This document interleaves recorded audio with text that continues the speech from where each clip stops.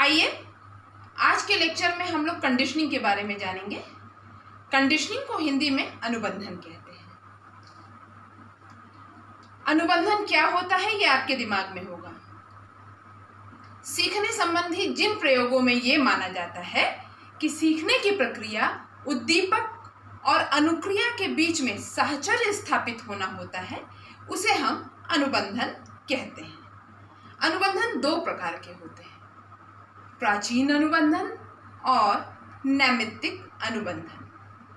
प्राचीन अनुबंधन को हम क्लासिकल कंडीशनिंग कहते हैं। आइए पहले क्लासिकल कंडीशनिंग के बारे में हम जान लेते हैं। हम सभी लोग एक विशिष्ट वातावरण से घिरे होते हैं और उसमें कई तरह के उद्दीपक होते हैं जो कि हमारे अंदर उत्तेजनाएं उत्पन्न करते हैं और उन उत्तेजनाओं के परिणाम स्वरूप हम अनुक्रिया करते हैं। कई बार ये उद्दीपक स्वाभाविक या नेचुरल स्टिमुलस होते हैं, लेकिन कभी कभी या कई बार ऐसा भी होता है कि कोई आर्टिफिशियल उद्दीपक इस प्राकृतिक उद्दीपक या नेचुरल उद्दीपक से संबंधित हो जाता है और फिर वो आर्टिफिशियल उद्दीपक वही अनुक्रियाएं उत्पन्न करने लगता है जो कि नेचुरल उद्दीपक उत्पन्न कर रहा होता है। यानी जो नया उद्दीपक है यानी कृत्रिम उद्दीपक है, आर्टिफिशियल स्टिमुलस है, उसने प्राचीन स्टिमुलस या नेचुरल स्टिमुलस को प्रतिस्थापित कर दिया। यही कंडीशनिंग है। उदाहरण के लिए कोई साइंस का टीचर है, बच्चों को बहुत कड़े दंड देता है, बच्चे उससे डरते हैं और एक ऐसा वक्त आता है कि बच्चे विज्ञान विषय से ही डरने लगते हैं। और इसका क्या अर्थ हुआ? जो टीचर स्टिमुलस है उसके प्रति जो भय की अनुक्रिया है वो क्या हो गई? विज्ञान विषय के प्रति प्रतिस्थापित हो गई। तो ये हमारा क्लासिकल कंडीशनिंग या प्राचीन अनुबंधन है। इसके बारे में पावलोव ने बताया एक प्रयोग द्वारा। उस प्रयोग में पावलोव कुत्ते के सामने भोजन ले जाते थे। भोजन को देखकर कुत्ते के मुंह में श्राव होता था। लाल श्राव होता है, हम सभी के मुंह में होता है, ठीक है। उसके बाद उन्होंने क्या किया कि भोजन से ठीक पहले एक घंटी की आवाज़ करते थे और घंटी की आवाज़ के होने के बाद भोजन देते थे। और ऐसा कई बार जब किया उन्होंने तो उन्होंने देखा कि जो लाल श्राव भोजन के प्रति हो रहा था, बाद में वही लाल श्राव की अनुक्रिया किसके प्रति होने लगी? घंटी की आवाज़ के प्रति, क्योंकि कुत्ते ने घंटी को एक संकेत मान लिया भोजन के आने का। ये कंडीशनिंग स्थापित होने के लिए कुछ कंडीशंस की का होना बेहद ज़रूरी है, लेकिन पहले कुछ टर्म्स समझ लीजिए आप। इन टर्म्स को समझना बेहद ज़रूरी है। स्वाभाविक उद्दीपक मैंने बताया। स्वाभाविक उद्दीपक को मनोविज्ञान की भाषा में क्या कहते हैं? अनकंडीशन्ड स्टिमुलस। यानी जो भोजन था वो क्या था?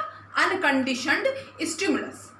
और स्वाभाविक उद्दीपक के प्रति जो अनुक्रिया होती है यानी भोजन के प्रति जो अनुक्रिया हो रही थी वो कौन सा था? Response, unconditioned response. लेकिन घंटी, जब घंटी भोजन से संबंधित हो गई तो घंटी कौन सा उद्दीपक हो गई? Conditioned stimulus.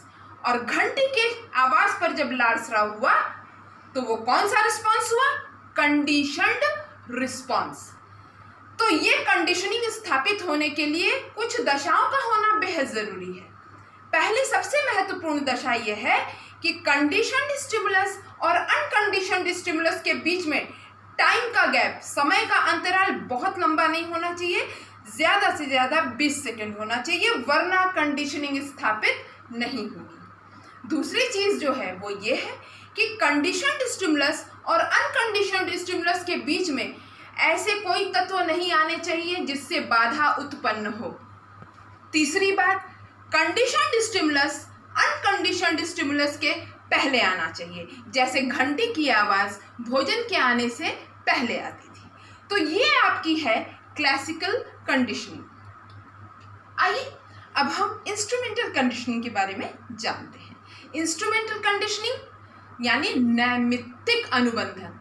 इस अनुबंधन में माना जाता है कि प्राणी की अनुक्रिया पुनर्बलन के निमित्त होती है। पुनर्बलन यानी रीइंफोर्समेंट।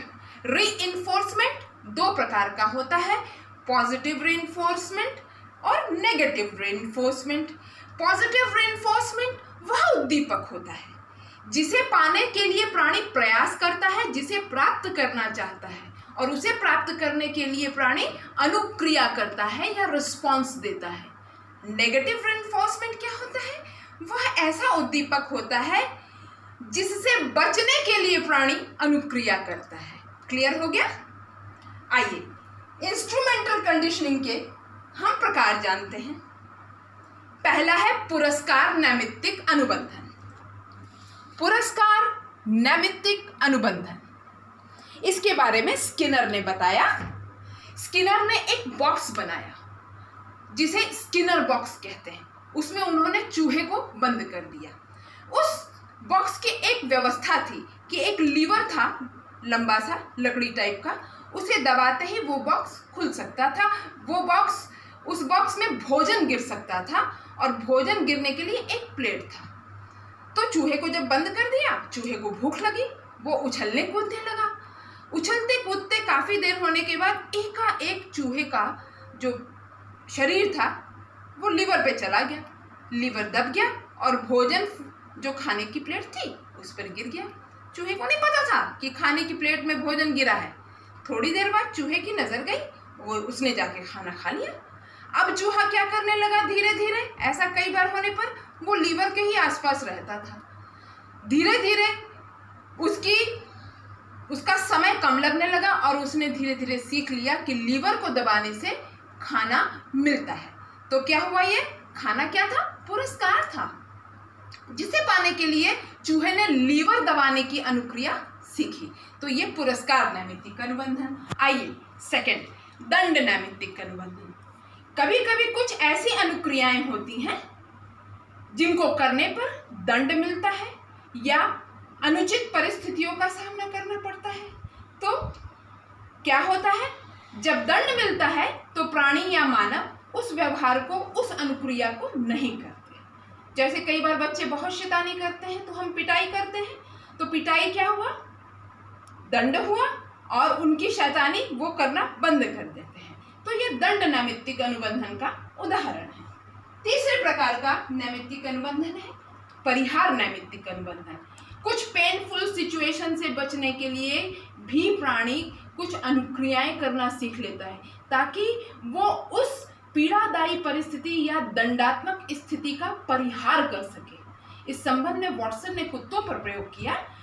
फर्श था, कुत्ता फर्श पे खड़ा था, उस पे इलेक्ट्रिसिटी करंट फ्लो किया जाता था।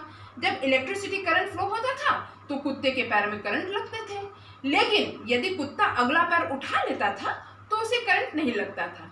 देखा गया कि बहुत जल्द कुत्ते ने ये सीख लिया कि अगला पैर उठाने पर करंट नहीं लगता है और उसने क्या किया?